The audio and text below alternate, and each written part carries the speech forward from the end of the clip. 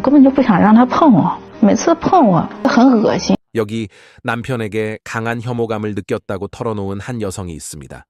그녀는 남편의 아이를 임신한 사실을 알게 된 뒤 망설임 없이 그 아이를 지워버렸습니다. 그리고 그로부터 불과 1년 뒤 그녀는 자신의 부모님이 지켜보는 바로 눈앞에서 남편을 잔혹하게 살해했습니다. 하지만 아이러니하게도 그녀는 결혼 전까지만 해도 남편과 사이가 나쁘지 않았는데 그런 그녀가 이렇게까지 변한 이유는 바로 남편의 잘못된 행동들 때문이라고 말하고 있습니다. 그렇다면 그녀의 남편은 도대체 어떤 일을 저질렀기에 남편을 이토록 끔찍하게 살해한 것일까요? 그럼 지금부터 오늘의 사건인 전옌링 남편 살인 사건을 다뤄보겠습니다. 2010년 1월 1일 새해 첫날, 당시 전옌링은 임신 4개월 차였고 갓 장만한 새 집에서 조용히 태교에 집중하고 있었습니다. 그런데 바로 그때 예상치 못한 한 통의 전화가 걸려왔습니다. 전화는 출장 중이던 남편이 머물던 지역, 무려 150km 떨어진 안후이성의 경찰서에서 걸려온 것이었고 전화를 건 경찰관은 이렇게 말했습니다. 남편분께서 강간 미수 혐의로 체포되셨습니다. 직접 오셔서 관련 절차에 응해주셔야 합니다. 출장 중이던 남편이 강간 미수 혐의로 체포됐다는 충격적인 소식에 전옌링의 머릿속은 순식간에 새하얘졌습니다. 그녀는 곧바로 짐을 챙겨 남편이 체포돼 있는 안후이성 경찰서로 달려갔습니다. 그리고 현장에 도착한 전옌링은 당시 사건이 발생한 모텔에서 근무하던 직원의 입을 통해 남편의 범행에 대한 더욱 충격적인 사실을 듣게 되었습니다. 그 남자가 여자에게 관계를 요구했는데 여자가 거절하자 폭력을 썼어요.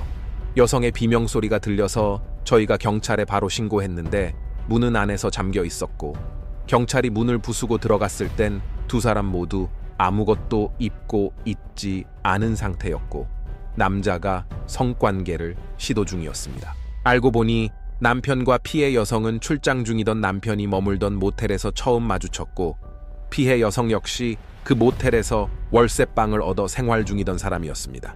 남편은 짧은 대화를 핑계삼아 피해 여성에게 자연스럽게 접근했고 이후 몰래 그녀의 객실을 찾아가 문을 두드린 뒤 강제로 성폭행을 시도했던 것이었습니다. 그리고 이 모든 이야기를 전해 들은 전옌링은 곧장 고향 난징으로 돌아와 뱃속의 아이를 지워버렸습니다. 그러나 남편 장타오의 문제는 이번이 처음이 아니었습니다. 이 사건이 있기 1년 전인 2009년의 어느 날, 당시 남편 장타오는 심각한 도박 중독 상태에 빠져 있었습니다. 그리고 그날 전옌링은 남편에게서 다급한 목소리로 걸려온 전화 한 통을 받았습니다. 나 운전하다가 사람을 쳤어. 지금 빨리 와서 좀 도와줘야 할 것 같아. 알고 보니 남편은 지인들과의 도박 약속에 늦지 않으려고 서둘러 차를 몰다가 학교에서 집으로 돌아가던 모녀를 치는 교통사고를 내고 말았습니다. 이에 전옌링은 곧바로 사고 현장에 달려가 피해자 가족 앞에 고개를 숙였습니다. 남편의 실수로 시작된 일이었지만 책임을 지기 두려워 도망치려던 남편을 대신해 사과도 합의도 보상 절차도 모두 그녀의 몫이 되어버렸습니다. 이 일로 그녀는 자신의 명의로 되어 있던 집과 차를 팔았고 그녀는 언젠가 임신에 출산하게 될지도 모를 미래의 아이를 위해 오랜 기간 모아두었던 적금과 저축까지 모두 정리했고 피해자 가족에게 보상금으로 지급했습니다. 사건 발생 직후 남편 장타오는 장인, 장모, 그리고 아내 앞에 무릎을 꿇고 눈물로 사과하며 다시는 도박을 하지 않겠다고 용서를 구했고 그 모습을 지켜본 전옌링의 부모는 딸이 언젠가 아이를 준비할 때 안정된 가정에서 사랑받으며 아이를 키울 수 있기를 바라는 미래를 떠올리며 이 사건이 사위 장타오를 바꾸는 새로운 출발점이 되기를 간절히 바랬습니다. 그리고 사건 이후 피해자 가족과의 합의와 보상금을 마련하기 위해 적금과 저축, 집과 차까지 정리했던 전옌링 부부는 햇빛조차 제대로 들지 않는 낡은 지하 월세방에서 지내야 했고 그 모습을 지켜본 전옌링의 부모는 가슴이 무너졌습니다. 이에 전옌링 부모는 딸 부부가 언젠가 아이를 준비할 때 안정된 환경에서 새 출발을 할 수 있기를 바라는 마음으로 방 2개짜리 신축 투룸집을 마련해 주었습니다. 그러나 장타오는 새집 계약서를 손에 쥐자마자 그 서류를 담보로 대출을 받아 도박 자금을 마련했고 그 돈을 들고 다시 도박장으로 향했으며 이를 뒤늦게 알게 된 전옌링은 남편이 주택담보대출로 도박 자금을 만들었다는 사실에 더 이상 가정을 지킬 수 없다고 느껴 곧장 경찰에 신고했습니다. 하지만 경찰이 출동하자 장타오는 다시 무릎을 꿇고 스스로 뺨을 때리며 반성을 호소했고 도박을 끊겠다는 다짐을 자필각서로 작성해 경찰에 제출할 만큼 간절히 용서를 빌었습니다. 그 모습을 지켜본 장인과 장모는 사위가 진심 어린 반성을 보였다고 믿었기 때문에 다시 한번 용서를 선택했습니다. 그러나 그날 밤 장타오는 장인의 집에 그대로 머물렀고 관계 개선과 가정 회복을 명분으로 아내의 의사를 무시한 채 강압적으로 부부 관계를 시도했으며 결국 이 일로 전옌링은 임신하고 말았습니다. 하지만 전옌링이 임신한 직후 남편 장타오가 출장을 핑계로 강간 미수 사건에 연루되어 체포되었던 것이고, 이 일은 전옌링이 더 이상 결혼을 유지할 수 없다고 느끼게 만든 결정적 분기점이 되었습니다. 결국 전옌링은 남편과 이혼하기로 마음을 굳히고 이혼 합의서를 들고 교도소 접견실로 향했지만 두 사람의 재회는 그녀가 기대했던 마지막 결심의 장면과 달리 전혀 예상하지 못한 방향으로 흘러가기 시작했습니다. 第一句话的时候就说老婆你怎么瘦成这样，里面就是把我和孩子的名字绣在一块布上面了，后面写上我爱你。接到那块布的时候心里又动摇了。 그래서 그녀는 남편이 수감된 1년 반의 시간을 다시 묵묵히 기다렸습니다. 그러나 2010년 남편 장타오가 출소한 직후의 상황은 전혀 달라지지 않았습니다. 그는 또다시 지인들과 몰래 어울리며 사채까지 끌어다 도박을 이어갔고 결국 그 사실이 전옌링에게 발각됐습니다. 그녀는 더 이상 이 결혼 생활을 유지할 수 없다고 판단하며 다시 이혼을 결심했습니다. 하지만 장타오는 그녀의 결심을 눈치채자 절대로 이혼을 허락하지 않겠다는 듯 아들의 호적부를 불태워버렸습니다. 그렇게 이혼 절차가 사실상 불가능해진 상황에서 전옌링은 지역 무료 법률 상담소를 통해 3개월 이상 별것이 법원에 강제 이혼을 신청할 수 있다라는 조항을 알게 되었고, 이는 그녀가 스스로 선택할 수 있는 마지막 선택이 되었습니다. 그러자 남편 장타오는 아내가 진심으로 이혼을 결심했다는 사실에 분노했고 결국 장인 댁으로 찾아가 집안 물건을 부수며 난동을 피웠습니다. 심지어 그 자리에서 장인과 장모에게까지 폭력을 휘두르기까지 하자 자신의 부모가 남편에게 맞는 장면을 직접 목격한 전옌링은 그 순간 모든 인내심이 무너졌고 부엌에서 칼을 들고 나와 남편을 향해 휘둘렀던 것이었습니다. 그리고 2015년 4월 9일 법원은 남편을 살해한 전옌링에게 고의살인 혐의를 적용했지만 재판부는 전옌링이 스스로 경찰에 자수한 점, 그리고 남편의 반복된 도박과 폭력이 가정의 파탄을 키운 주된 원인이었다는 점을 고려해 무기징역을 선고했습니다. 그렇다면 여러분이 만약 전옌링이었다면 과연 언제까지 남편을 용서하셨겠습니까? 범인들은 한 가정에 무려 19억 원의 현금이 있다는 사실을 알고 그 돈을 노려 아파트 내부까지 침투했습니다. 그리고 며칠 뒤 그들은 피해자의 집을 모조리 털어간 것도 모자라 피해자의 아내까지 납치해 그대로 도주했습니다. 그런데 놀라운 건 이 아파트는 CCTV도 설치돼 있었고 외부인은 쉽게 들어갈 수 없는 철저한 보안 단지였다는 점이었습니다. 그렇다면 범인들은 문 하나 부수지 않고 어떻게 피해자의 집 안에 들어가 범행을 저지르고 아내까지 납치할 수 있었던 걸까요? 그럼 지금부터 오늘의 사건인 택배 상자에 3일간 잠복해 아내를 납치한 사건을 다뤄보겠습니다. 2016년 5월 24일 새벽 6시 중국 스촨성의 한 경찰서로 다급한 전화 한 통이 걸려왔습니다. 전화를 건 남성은 떨리는 목소리로 이렇게 말했습니다. 집 안에 있던 돈과 귀중품이 모두 사라졌습니다. 그리고 제 아내가 괴한들에게 납치됐습니다. 피해 남성 천타오의 말에 따르면 그는 밤 12시쯤 잠자리에 들었다고 했습니다. 그런데 한밤중 어딘가에서 들려온 이상한 소리에 잠에서 깼습니다. 하지만 그가 아직 무슨 상황인지 파악하기도 전에 얼굴을 스타킹으로 가린 두 남성이 갑자기 그의 아내의 목에 칼을 들이댔습니다. 그렇게 극도의 공포에 휩싸인 부부는 아무런 저항도 하지 못한 채 그대로 제압당했습니다. 그 후 범인들은 두 사람을 결박한 뒤 수면제를 억지로 먹였고 이후 약 때문인지 아내는 곧 잠이 들었지만 천타오는 전혀 잠이 오지 않았습니다. 하지만 혹시라도 자신이 깨어있다는 걸 범인들이 눈치채지 않을까 걱정돼 천타오는 조용히 숨을 죽인 채 잠든 척 연기할 수밖에 없었습니다. 그리고 천타오는 바로 그 순간까지도 이 사건이 단순히 금품을 노린 강도 사건일 거라고 생각하고 있었습니다. 하지만 범인들이 돈과 귀중품을 챙겨 떠난 뒤 아내까지 함께 납치해 갔다는 사실을 알게 된 순간 천타오는 엄청난 충격에 빠졌습니다. 그러나 충격이 가라앉기도 전에 그는 곧 한 가지 이상한 점을 떠올렸습니다. 이 아파트는 보안이 매우 철저했고 외부인이 무단으로 출입하기 매우 어려운 구조였습니다. 게다가 자신의 집 현관문에도 강제로 열린 흔적은 전혀 없었습니다. 그렇다면 도대체 이들은 어떻게 아무런 흔적도 없이 이 집 안까지 들어올 수 있었던 걸까? 그렇게 생각에 잠겨있던 그는 며칠 전 집 안에서 겪었던 기이한 사건 하나를 문득 떠올렸습니다. 사건 발생 3일 전 천타오는 자신이 사온 케이크를 다 먹지 않고 거실 테이블 위에 놓아두었습니다. 그런데 다음 날 아침 그 케이크는 흔적도 없이 사라져 있었습니다.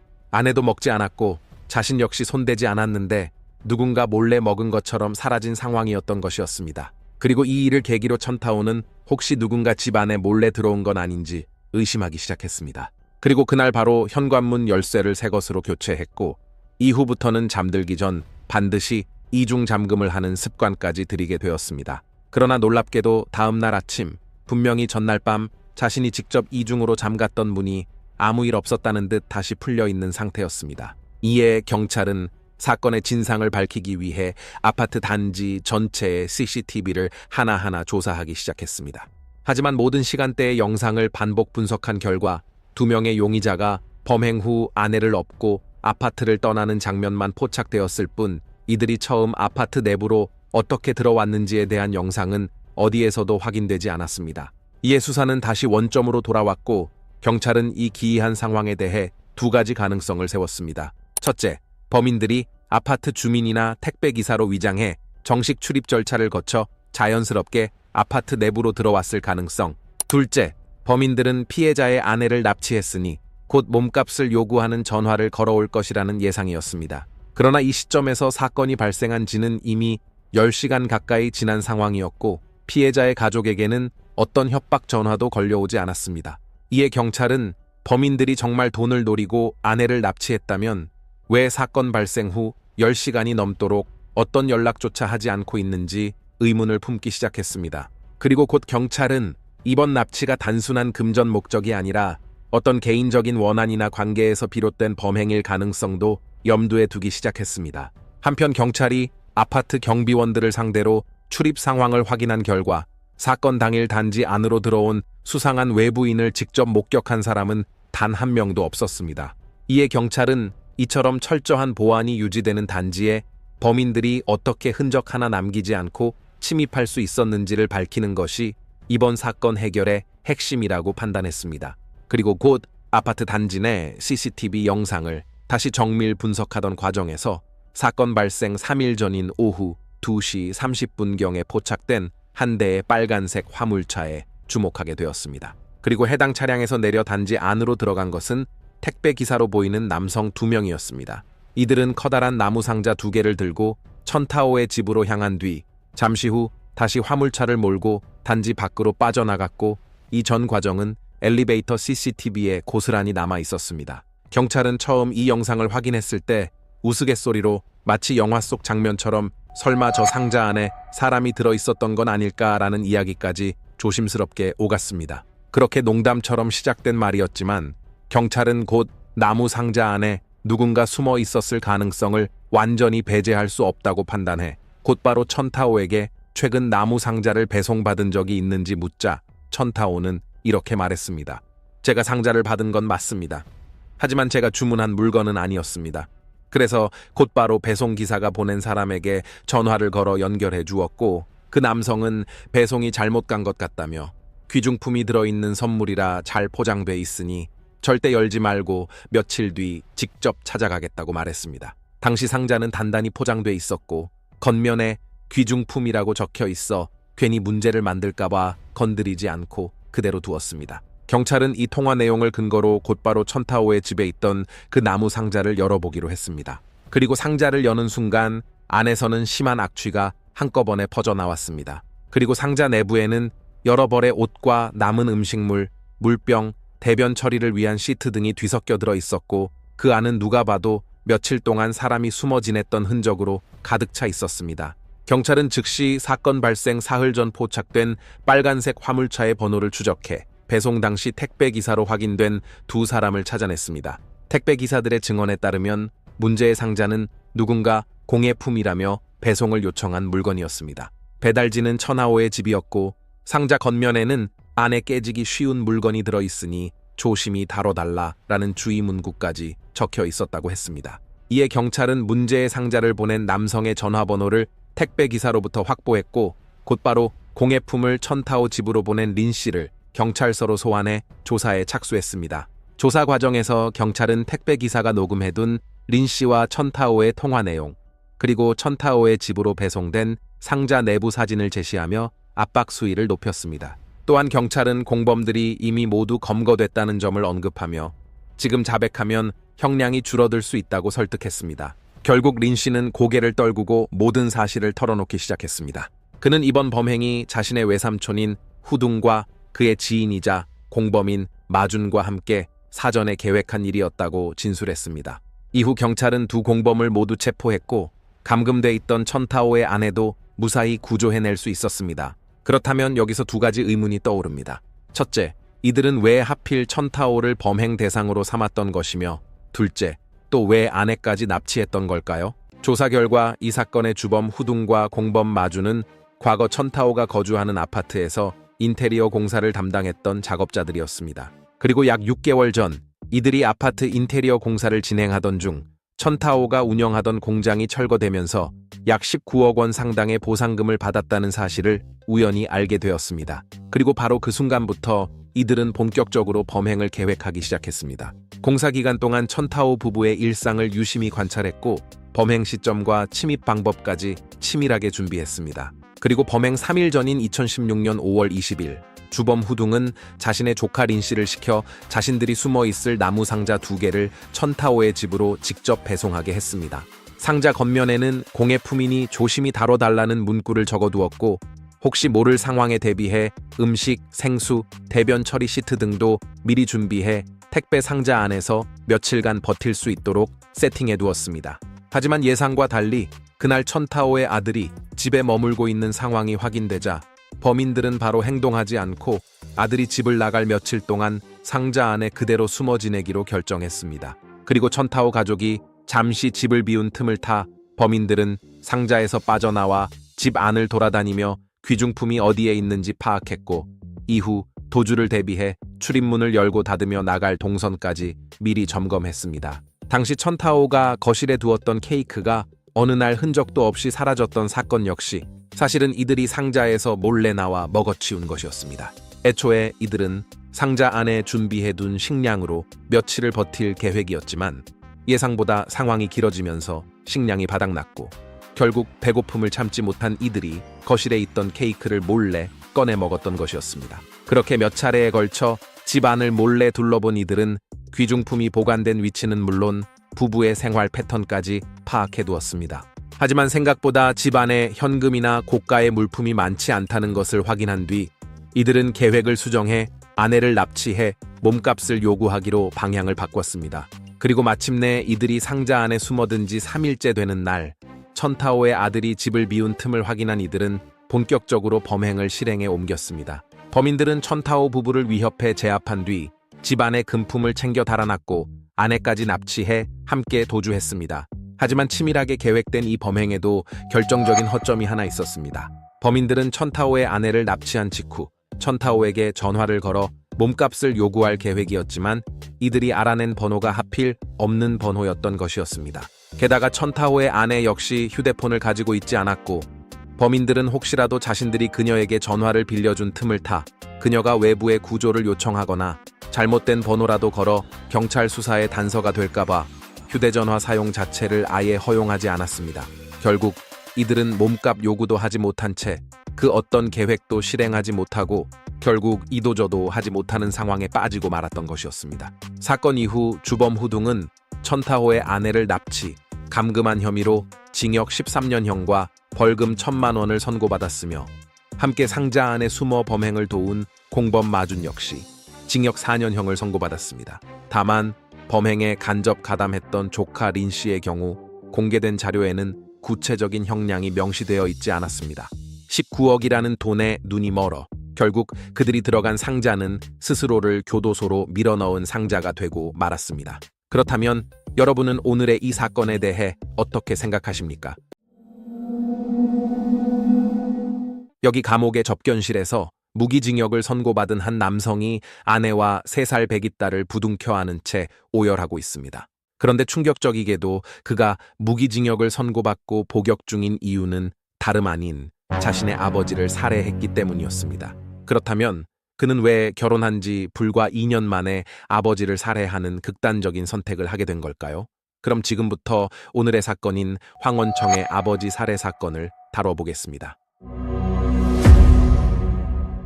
2010년 1월 12일 오후 무렵, 그날 경찰은 한 통의 다급한 신고 전화를 받았습니다. 여기 아버지와 아들이 길에서 서로 싸우고 있습니다. 그런데 아들이 칼을 들고 있어요. 어서 빨리 와주세요. 신고를 접수한 경찰이 현장에 도착했을 때 사건이 벌어진 좁은 골목은 이미 사람들로 가득 차 발 디딜 틈조차 없었습니다. 현장에는 아버지로 보이는 남성이 이미 칼에 찔린 상태로 쓰러져 있었고, 특히 왼쪽 다리의 동맥이 파열되어 과다출혈로 인한 쇼크에 빠져 있었으며, 아들로 보이는 남성 역시 복부에 깊은 자상을 입은 채 의식을 잃고 쓰러져 있었습니다. 이후 두 사람은 곧바로 병원으로 이송됐지만 아버지는 끝내 의식을 회복하지 못한 채 숨을 거두었고, 아들은 응급수술 끝에 간신히 생명을 건졌습니다. 그리고 아들이 아버지를 칼로 살해했다는 사실이 언론에 보도되자 세상은 아들을 향해 어떻게 아버지를 찌를 수 있냐, 짐승만도 못하다는 반응을 쏟아내며 사람들은 그를 페류나라며 거세게 비난하기 시작했습니다. 하지만 동시에 다른 시선도 존재했습니다. 일부 사람들은 그가 결혼한 지 2년도 채 되지 않은 가장이며 어린 딸을 품에 둔 아버지라는 점에 주목했습니다. 그래서 그들은 왜 그가 자신의 아버지를 향해 칼을 들 수밖에 없었는가에 대한 의문을 품기 시작했고, 사건의 배경에 아직 풀리지 않은 진실이 숨어 있다는 의문을 품었습니다. 그리고 며칠 뒤 병상에서 의식을 되찾은 황원청을 직접 찾아간 경찰은 왜 아버지를 칼로 찌를 수밖에 없었는지 그 이유를 물었고, 그는 입술을 파르르 떨며 조용히 입을 열었습니다. 전 쓰레기통에서 주워온 아이였습니다. 그리고 제가 아버지를 찌른 행동은 가족이 되고 싶었던 한 아이가 끝내 가족으로 받아들여질 수 없다는 현실을 마주한 뒤 선택한 복수였습니다. 확인 결과 황원청은 양부모의 손에서 자란 아들, 즉 그는 친부모에게 버려진 뒤 지금의 부모님을 만나 새로운 가정에서 성장한 입양아였습니다. 그리고 이 모든 비극의 출발점은 황원청의 아내가 임신 7개월째가 되었던 시기였습니다. 당시 만 26살이었던 황원청은 건설 현장에서 생계를 이어가고 있었지만 수입이 일정하지 않아 집의 월세와 출산 비용을 동시에 감당하기 어려운 상황에 놓여 있었습니다. 그래서 그는 조금이라도 생활비를 아끼고 또 출산을 앞둔 아내와 곧 태어날 아이를 돌볼 최소한의 환경을 마련하기 위해 아내와 딸을 데리고 시골에 있는 양부모의 집으로 들어가 함께 살고 싶다는 계획을 세웠습니다. 그리고 황원청이 양부모에게 요청한 것은 출산 전까지 가족으로서 함께 지내도 좋다는 허락과 출산을 앞둔 아내와 아이를 잠시라도 집에서 안전하게 돌볼 수 있도록 도와달라는 부탁이었습니다. 하지만 그의 부탁을 들은 아버지는 단호하게 선을 그으며 이렇게 말했습니다. 나는 너를 키워줬으니 할 만큼 했다. 이제 내 몫은 끝났다. 앞으로 네가 길에서 굶어 죽든 말든 내 책임이 아니다. 그리고 황원청은 아버지가 선을 긋듯 거절했던 이유가 결국 자신은 친아들이 아니라 입양된 아들이었기 때문은 아니었을까라는 생각으로 이어졌습니다. 사실 황원청은 태어난 지 1살도 되기 전 친모에게 쓰레기통에 버려진 채 발견된 아이였습니다. 그리고 그를 품에 안아 키운 사람들은 지금의 양부모인 황씨 부부였습니다. 당시 황씨 부부에게는 이미 3살 난 딸이 있었지만 그들은 버려진 아이의 처지를 딱하게 여겨 직접 키우기로 결심했습니다. 하지만 황원청이 성장한 뒤 스스로 출생의 비밀을 알게 되면서 그가 황씨 부부와 함께 보냈던 어린 시절의 기억들은 완전히 다른 감각으로 다가오기 시작했습니다. 황씨 부부의 딸은 매달 넉넉한 용돈을 받았고 필요한 새 옷도 필요할 때마다 장만해주는 일상을 누렸지만 반면 황원청에게 남겨진 것은 군것질조차 마음 편히 살 수 없는 수준의 적은 용돈. 그리고 새 옷 대신 누군가가 버린 옷으로 대체되는 일이 잦은 생활이었습니다. 특히 황원청에게 가장 깊은 상처를 남긴 한 사건이 있었는데 어느 날 집안에서 돈이 사라졌을 때 양아버지는 단번에 황원청을 의심하며 그의 설명을 들으려 하지도 않은 채 단정적으로 이렇게 말했습니다. 네가 가져갔지. 어린 놈이 벌써부터 손버릇이 나쁘구나. 내가 그 못된 버릇을 고쳐주겠다. 그 후 양아버지는 자신의 의심을 사실로 단정한 채 황원청에게 심한 폭력을 가했습니다. 그러나 시간이 흐른 뒤 밝혀진 진실은 전혀 달랐고 사라진 돈을 가져간 사람은 황씨 부부의 친딸이었습니다. 그리고 그날의 억울함과 상처는 오랫동안 황원청의 마음에 깊이 남았고 결국 그는 마음에 남은 상처를 되갚으려는 듯 집안의 돈을 몰래 가져다 쓰는 행동을 반복하기 시작했습니다. 그리고 훗날 양어머니는 아들이 어린 시절 억울했던 기억 때문에 일부러 집안의 돈을 몰래 가져가며 상처를 되갚으려 했다는 사실을 알게 된 순간 끝내 눈물을 흘리며 이렇게 말했습니다. 저희 부부는 두 아이를 정말 차별 없이 키운다고 생각했어요. 이 아이도 제 자식이라 믿었고 제 심장이라도 꺼내줄 수 있다면 꺼내주고 싶었어요. 우리는 형편이 넉넉하지 않았기에 퇴근 후에도 밤마다 노점 일을 하며 아이들 키우느라 정말 열심히 살았거든요. 그런데 이 아이가 이렇게까지 속으로 쌓아두고 있었던 건 그땐 정말 전혀 몰랐어요. 양부모는 학력이 높지 않았고 대부분 단순하고 직설적인 말이나 체벌로 아들을 훈육했는데 이는 농촌에서 흔히 볼 수 있는 방식이었습니다. 하지만 사춘기에 접어든 황원청에게는 그러한 방식이 자신을 향한 미움처럼 느껴졌고 양부모의 진심 어린 호의마저도 언젠가는 반드시 갚아야 할 빚처럼 받아들여졌습니다. 이후 중학교를 졸업한 뒤 황원청은 불량한 친구들과 어울리며 가출을 반복했고 며칠씩 집에 들어오지 않는 일도 많아졌습니다. 양부모는 그런 아들을 수없이 찾아다녔고 양어머니는 그 과정에서 얼마나 많이 울었는지 모른다고 털어놓았습니다. 하지만 황원청은 그런 양부모의 눈물조차 외면한 채 제멋대로 사는 삶을 멈추지 않았습니다. 결국 2001년 당시 17살이었던 황원청은 강도 혐의로 징역 7년 6개월을 선고받고 교도소에 수감되었습니다. 그런데 아이러니하게도 황원청은 오히려 수감 중에 처음으로 양부모의 진심을 느끼게 되었습니다. 두 사람은 매주 빠짐없이 면회를 왔고 간식이며 생필품까지 꼼꼼히 챙겨와서는 매번 그를 다정하게 위로했습니다. 그 순간 황원청은 나는 버려진 존재가 아니었구나 라는 감정을 처음으로 마음 깊이 느끼게 되었고 양부모에 대한 감정이 조금씩 바뀌기 시작했습니다. 그리고 2008년 24살의 나이로 출소한 황원청은 지인의 소개로 지금의 아내 아홍을 만나게 되었습니다. 아홍은 따뜻하고 조용한 성품의 여성이었고 황원청은 그녀와 함께하면서 처음으로 가정을 이룬다라는 미래를 상상하게 되었습니다. 이후 그는 친구의 소개로 지역 내 소규모 아파트 단지의 건축 공사에 현장 책임자로 참여하게 되었는데 이 프로젝트는 건축 현장의 소규모 운영자들, 즉 황원청처럼 직접 관리 운영을 맡은 책임자들이 자금을 선투자하고 공사가 일정 부분 완공될 때마다 검수를 거쳐 단계별로 비용을 정산받는 구조였고 황원청은 자재비와 인건비를 충당하기 위해 자신의 돈을 먼저 들여 공사를 시작했습니다. 하지만 공사가 절반쯤 진행되었을 무렵 예상치 못한 문제가 발생했습니다. 공사를 발주한 업체에서 약속된 중간 정상금이 발주처에서 기한 내 입금되지 않았고 이번 주 안에 반드시 보내겠다라는 말만 반복될 뿐 계좌에는 한 푼도 찍히지 않았습니다. 자재 대금은 이미 밀려 있었고 인부들의 임금도 더 이상 미룰 수 없었던 상황에서 공사를 멈추자니 들인 노력이 허망했고 계속하자니 손에 쥔 돈이 없어 그는 결국 양부모에게 6천 위안, 한화 약 100만 원을 빌려 급한 위기를 넘겼지만 공사를 끝까지 이어가기에는 여전히 부족했습니다.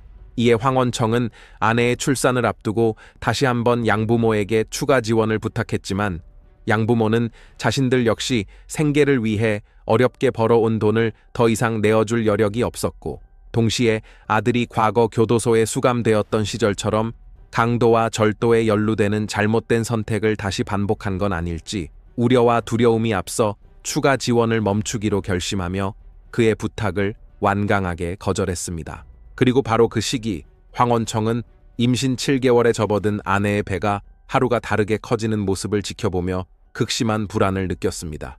그는 친구의 도움으로 참여했던 공사를 마침내 완공 단계까지 이끌었지만 정작 약속되었던 정산 대금은 끝내 지급되지 않았고 오히려 공사 진행을 위해 자신이 먼저 부담했던 자재비와 인건비까지 고스란히 떠안게 되면서 그에게 돌아온 것은 수익이 아닌 수천만 원대의 막대한 손실이었습니다.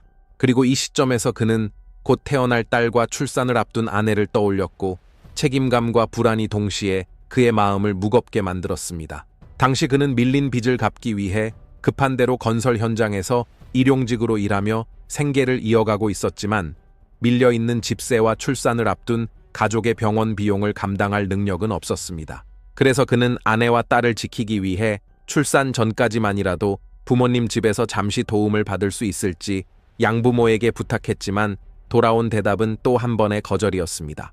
그리고 바로 그 순간 황원청은 양부모가 자신을 가족으로 인정하지 않았기 때문에 이토록 냉정하게 선을 그었다고 받아들였고 오랫동안 참고 묻어두었던 서러움이 한순간 터져 나오며 아버지를 찌르고 말았던 것이었습니다.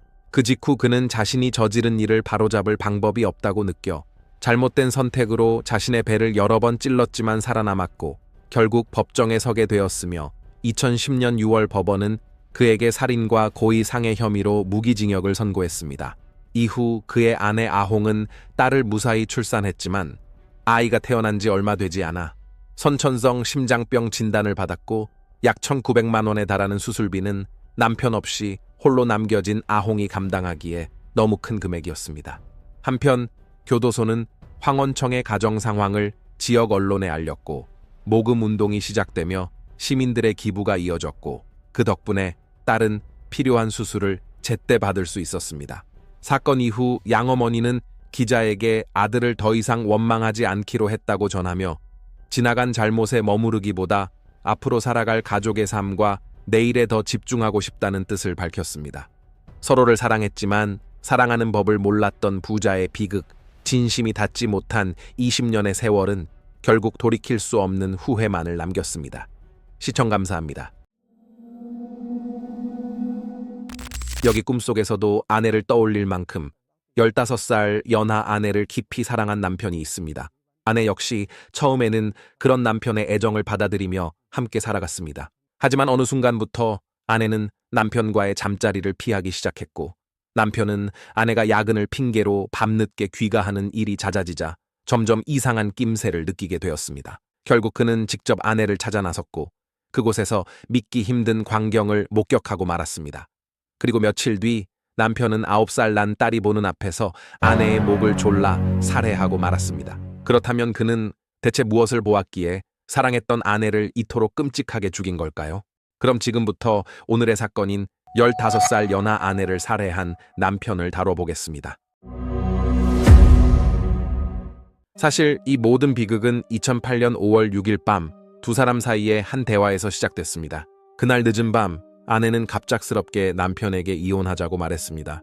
이에 남편이 왜 그러는지 이유를 묻자 아내는 짜증 섞인 말투로 이렇게 말했습니다. 묻지 말고 그냥 이혼에 동의해.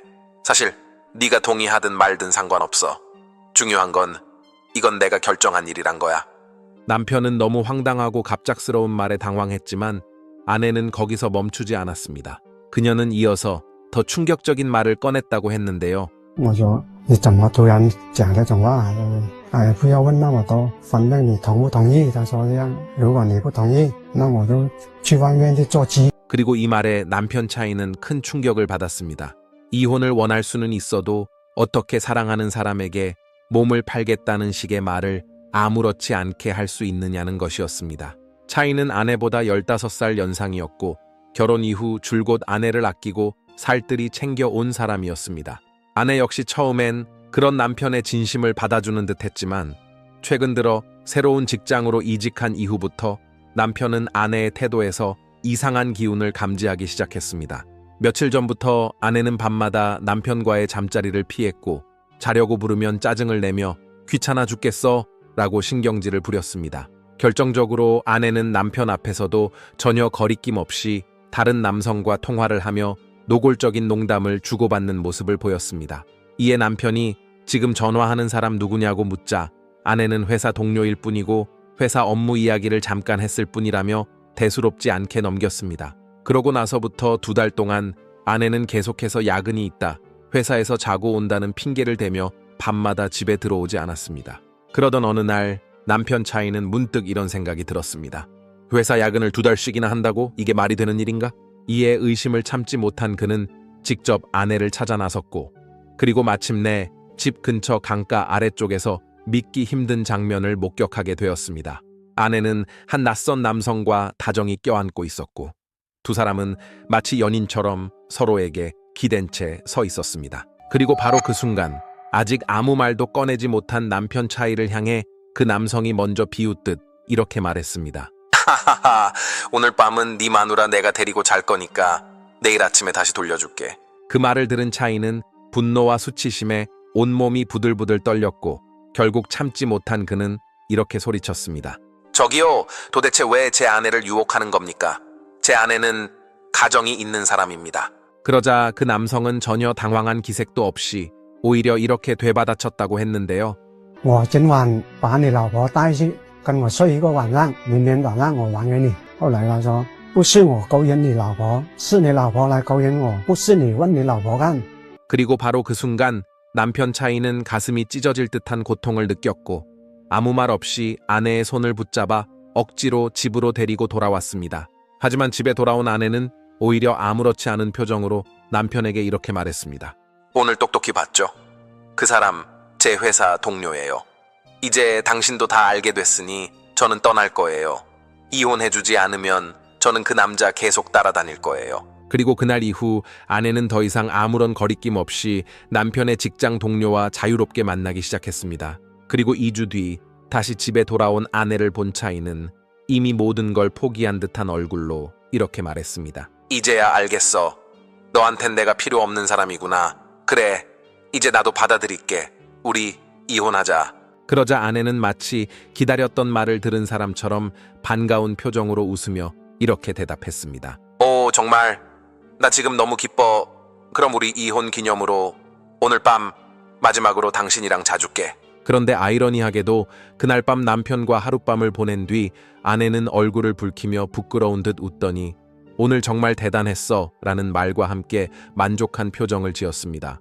그리고 오랜만에 느껴지는 아내의 따뜻한 온기에 남편 차이는 아내의 마음이 다시 자신에게로 돌아온 건 아닐까 하는 착각에 깊이 빠져들었습니다.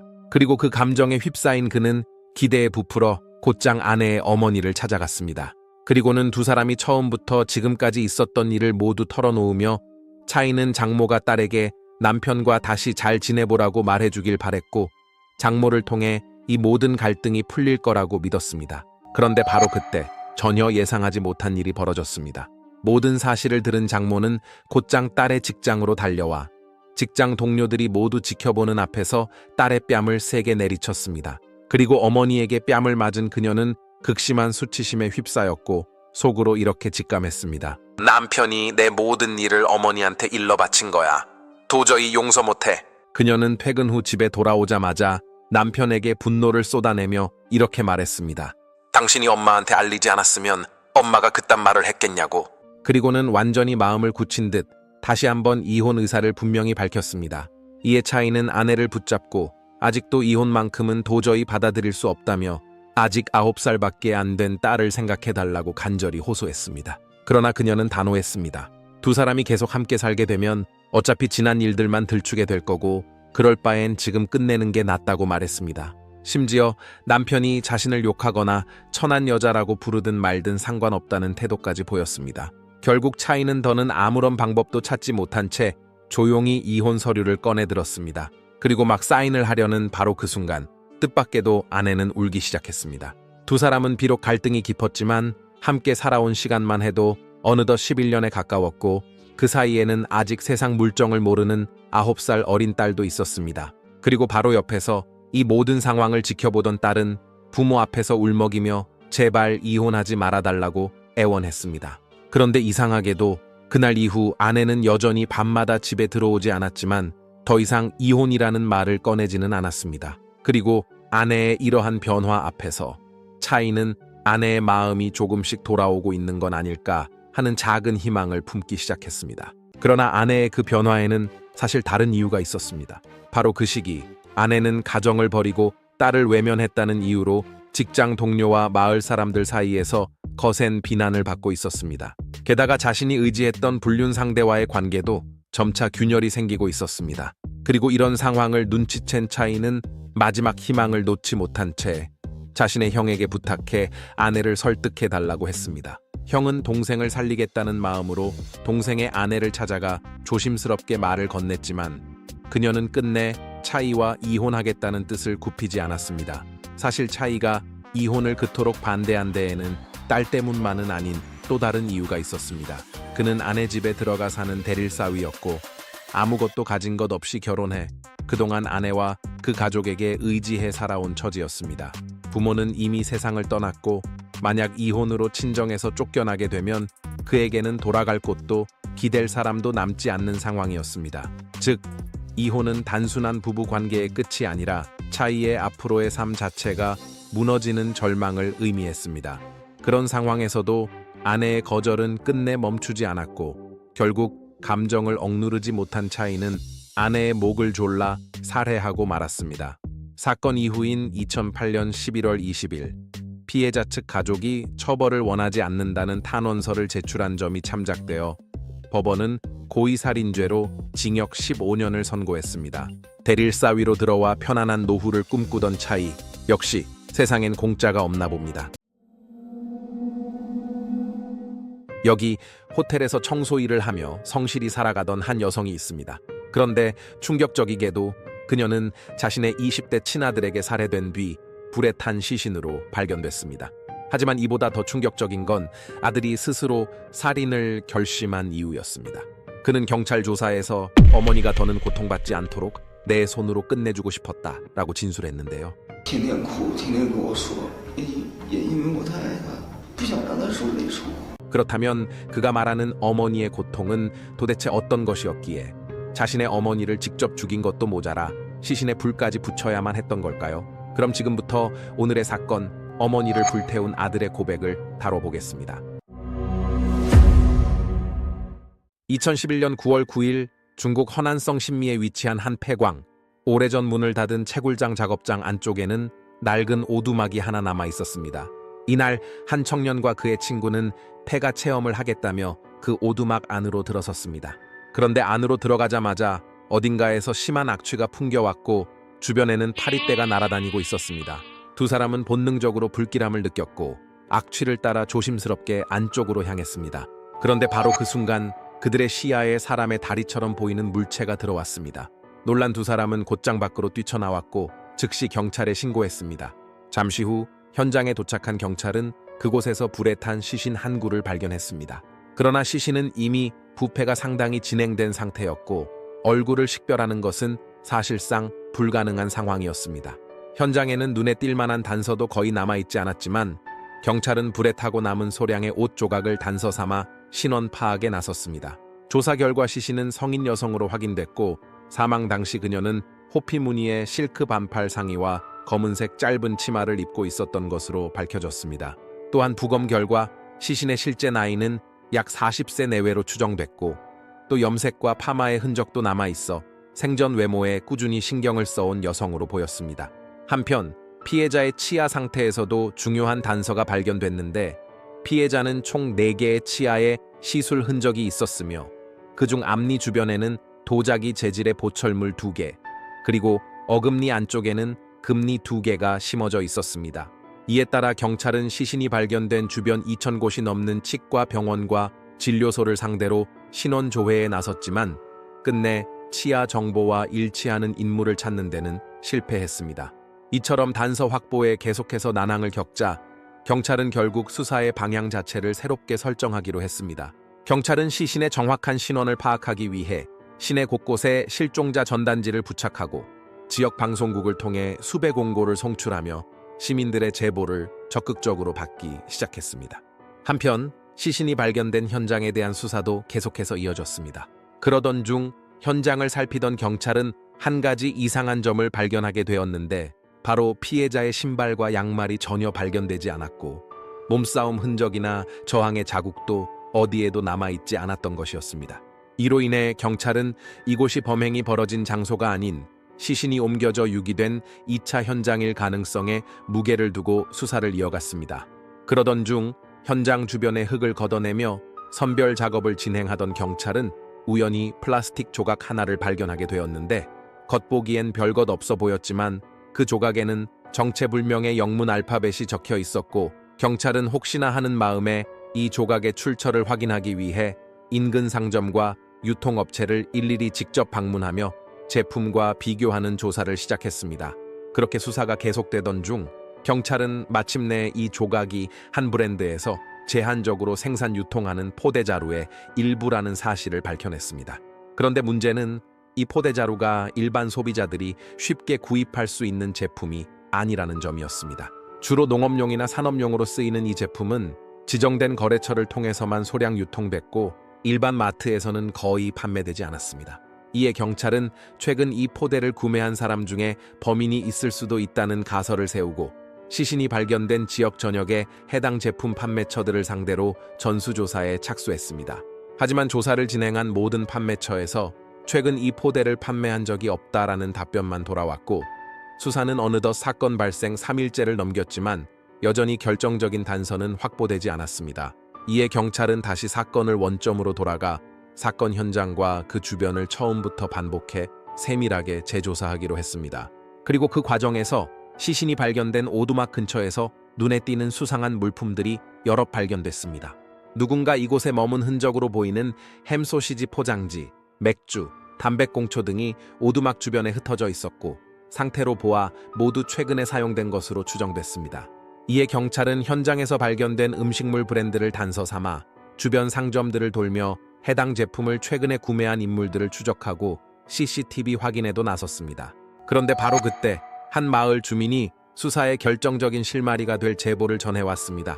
며칠 전 시신이 발견된 폐광 근처에서 전갈을 잡아 팔던 지인들이 있었는데 밤이면 버려진 그 오두막에서 쉬고 가는 모습을 봤다는 것이었습니다. 이에 경찰은 제보자의 안내를 받아 당시 전갈 횟집에 나섰던 노부인을 직접 찾아갔습니다. 그리고 노부인의 기억에 따르면 시신이 발견되기 14일 전인 8월 26일 밤, 그녀는 친구와 함께 폐광 주변에서 전갈을 잡던 중 버려진 오두막에 들러 잠시 쉬면서 햄소시지와 맥주를 나눠 먹었다고 말했습니다. 그녀는 당시 오두막 안에서는 시신에서 풍겼을 법한 이상한 냄새나 수상한 흔적이 전혀 없었다고 덧붙였습니다. 이에 경찰은 당일 밤의 CCTV 영상, 통화 기록, 그리고 전갈 횟집 당시의 위치 정보 등을 확인했고, 그 결과 노부인의 진술이 사실이라는 점이 입증되었으며, 이에 따라 노부인 일행의 혐의는 완전히 배제되었습니다.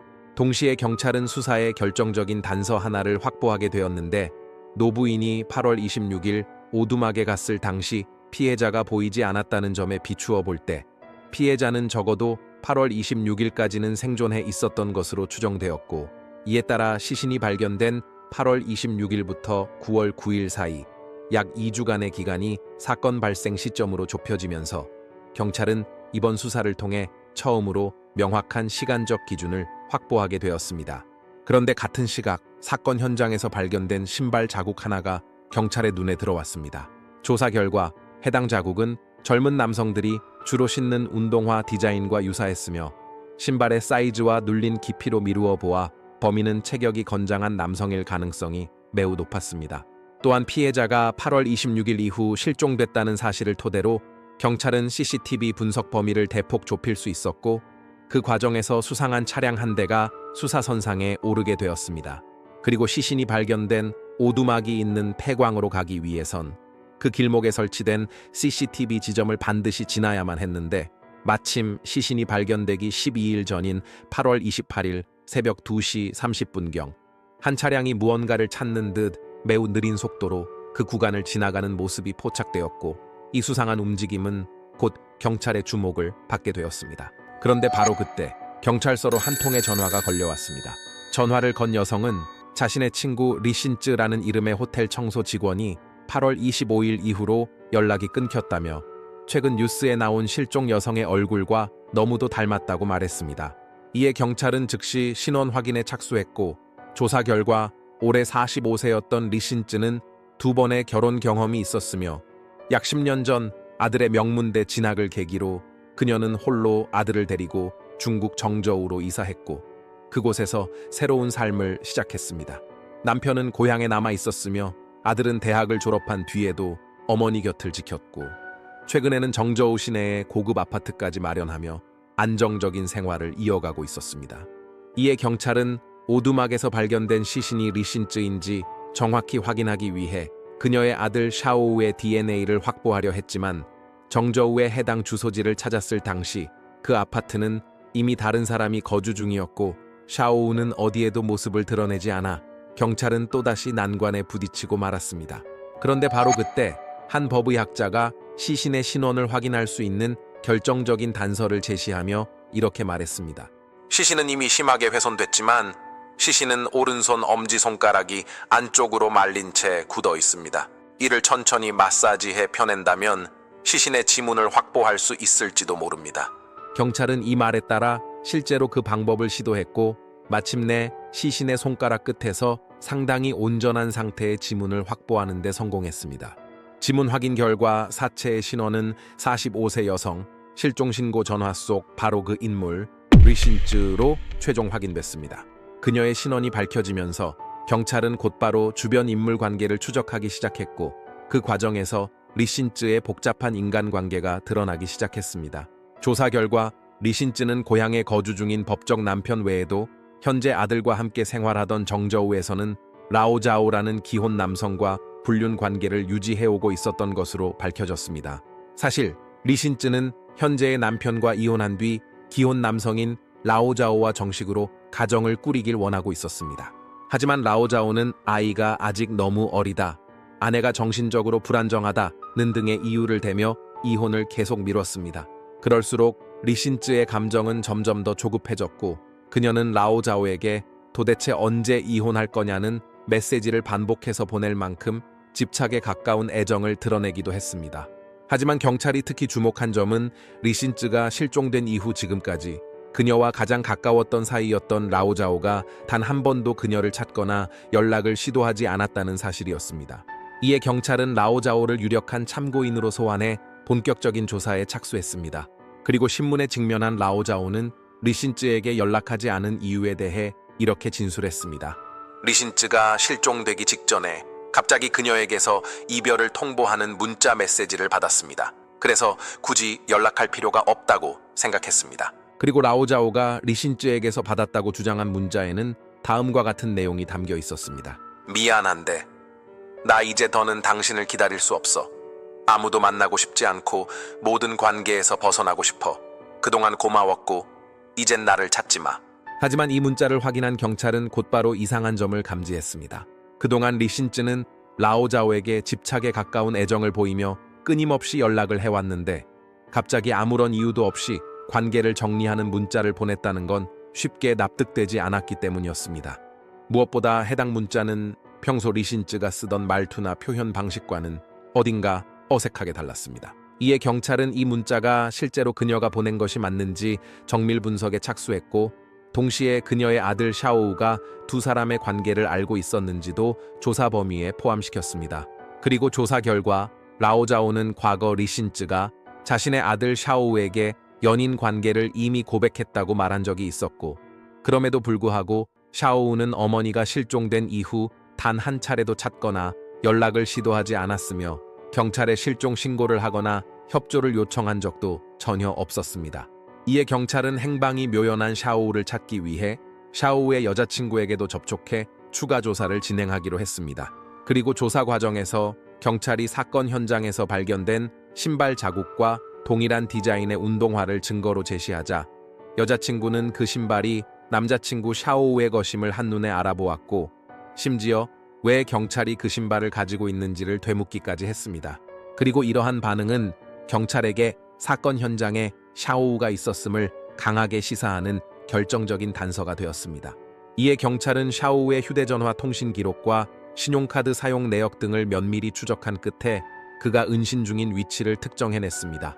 그리고 마침내 한 PC방에 숨어있던 샤오우를 경찰은 현장에서 체포했습니다.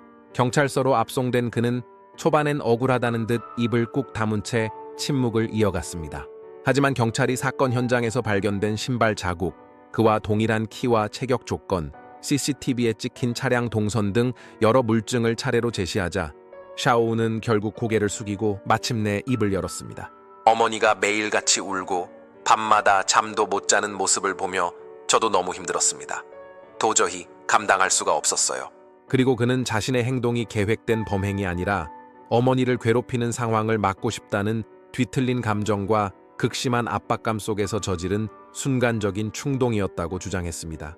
하지만 경찰은 그의 진술을 들으며 단순한 충동이라는 말만으로는 설명되지 않는 무언가가 이 사건의 이면에 존재한다고 느꼈습니다.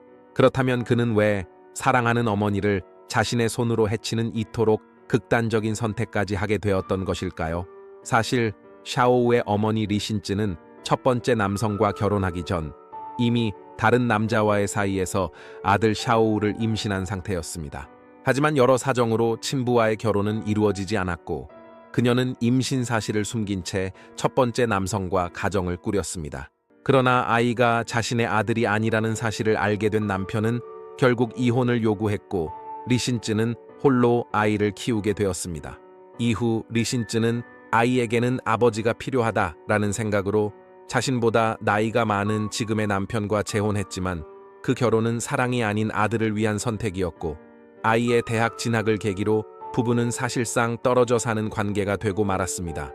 그렇게 남편과의 관계마저 점점 멀어져간 상황에서 리신쯔에게 남은 단 하나의 희망이자 삶을 버티게 하는 이유는 오직 아들 샤오우뿐이었습니다. 리신쯔는 우리 아들만 잘 되면 내 인생도 언젠가는 행복해질 거야 라고 스스로를 설득하듯 믿었고 아들을 세상에 내놓을 자랑거리로 키워내기 위해 자신의 모든 것을 걸었습니다. 그렇게 어머니의 기대를 한 몸에 받으며 자란 샤오우는 마침내 명문 의대를 졸업했고 졸업 후에는 병원을 열겠다는 목표로 여러 차례 창업에 도전했습니다. 그렇게 곧 의사가 될 아들을 바라보며 리신쯔는 자신의 지난 인생이 보상받는 듯한 위로를 얻고 있었습니다. 그리고 여기에 더해 그녀는 기혼 남성 라오자오와의 관계를 통해 또 다른 새로운 출발까지 꿈꾸고 있었습니다. 그러나 현실은 그녀가 기대한 방향으로 흘러가지 않았습니다. 샤오우가 빚을 내며 개업한 병원은 운영난 끝에 문을 닫을 위기에 놓였고 그는 그 사실을 참아 어머니에게 털어놓지 못한 채 집을 담보로 대출을 받아 마지막 재기를 시도했습니다. 하지만 그마저도 실패로 돌아갔고 상환 기한이 다가오자 더는 숨길 수 없었던 그는 병원 운영 실패와 빚 문제, 집까지 담보로 잡혔다는 사실을 어머니에게 모두 고백할 수밖에 없었습니다. 그리고 아들로부터 이 사실을 들은 순간 리신쯔의 마음은 완전히 무너졌습니다. 유일한 희망이던 아들의 실패, 그리고 이혼 후 결혼을 약속하던 라오자오마저 온갖 핑계를 대며 점점 거리를 두기 시작하자 결국 그녀는 극심한 좌절과 분노 속에서 감정을 주체하지 못하는 상태에 이르고 말았습니다.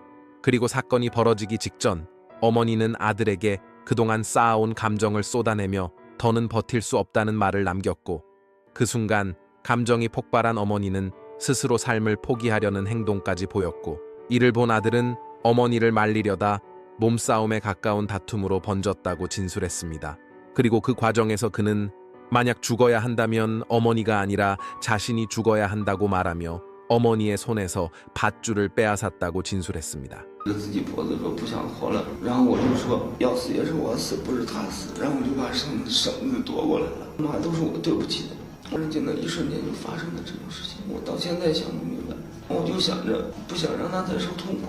그는 모든 것이 자신의 잘못이라며 어머니에게 거듭 사과했고 어머니를 말리려던 과정에서 순간적인 충동으로 돌이킬 수 없는 선택을 하고 말았다고 진술했습니다.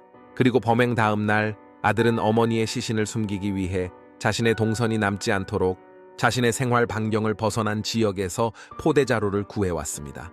그 후 그는 어머니의 시신을 포대자루에 옮겨 담고 미리 대여해둔 차량에 실었습니다. 그리고 8월 26일 새벽 3시경 도심 외곽에 위치한 폐쇄된 채굴장 인근의 공터에 버려진 오두막으로 향했고 그곳에서 어머니의 시신을 다시 불태웠습니다.